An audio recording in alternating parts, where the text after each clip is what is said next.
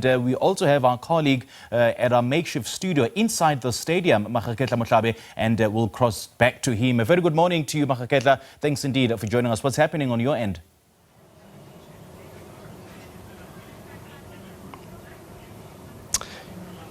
Yeah, congregants from over 30 religious and faith-based organizations simply were all in their church uniform with a self-certainty.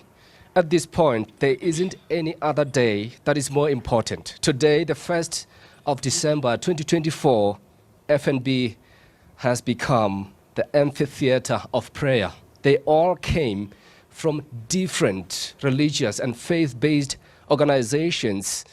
And of course, an event that is hosted by Motsepe Foundation.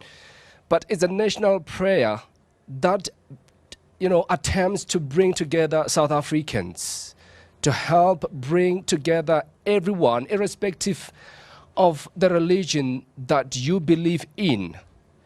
And as I mentioned earlier on, Simpiwe, this event started in 2017. There was this event in 2018. There was this event in 2019, but it was stopped after the COVID-19. For the first time today, almost 100,000 congregants gathered here at the FNB with one thing in mind, and that is prayer. And as you can see in your visuals, that is a school choir from Gauteng performing for the congregants that are sitting in the grandstands. But with me in studio here, I have Dr.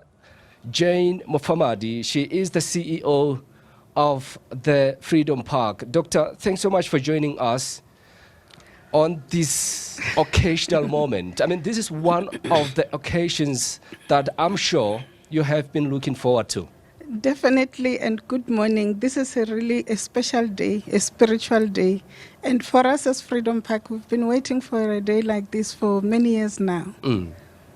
And you are part of interfaith organizations as well. Talk to us about the importance of that, considering that these are different organizations, church-based organizations, faith-based organizations. This is very important, especially in a country like South Africa. Firstly, South Africans are highly spiritual people. And we know that spirituality is above politics. It is the backbone, it is the foundation of a people. Whenever everything else fails, people go back to spirituality, to seek the intervention of the higher powers. And today, the fact that South Africans, in their diversity in terms of faith, came together to pray for South Africa. This is bigger. There is nothing that surpasses this day. They all came here together to pray for South Africa. All the challenges that South Africa continues to face, you can name them. It's a lot of them. The issue of unemployment, the issue of crime, the issue of we have foodborne illnesses that continue to claim lives of children. What is your prayer list? What did you come with here today on your prayer list? For me, it's peace and stability. We can see the world is at war. The world is fighting itself.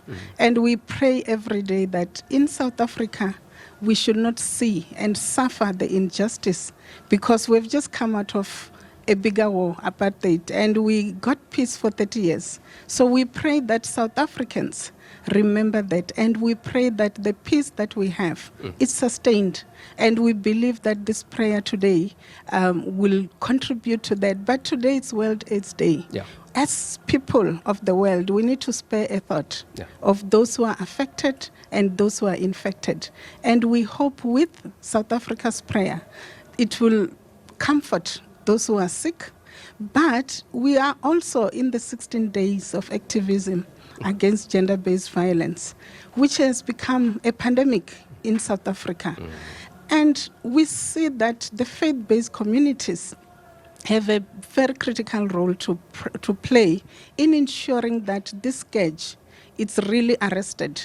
If indeed we are over 87,000 South Africa, 87% of the nation are spiritual, why do we have such a scourge? Because we know through our religions through the various faith communities. They teach us peace, harmony, respect.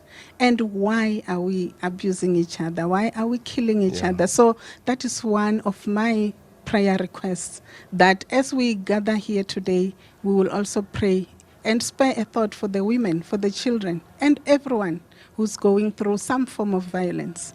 Indeed, and you talk about gender-based violence. Perhaps would you say it's important as well to start from the grassroots levels, for example, at primary schools to teach the boy child how to treat the girl child, for example.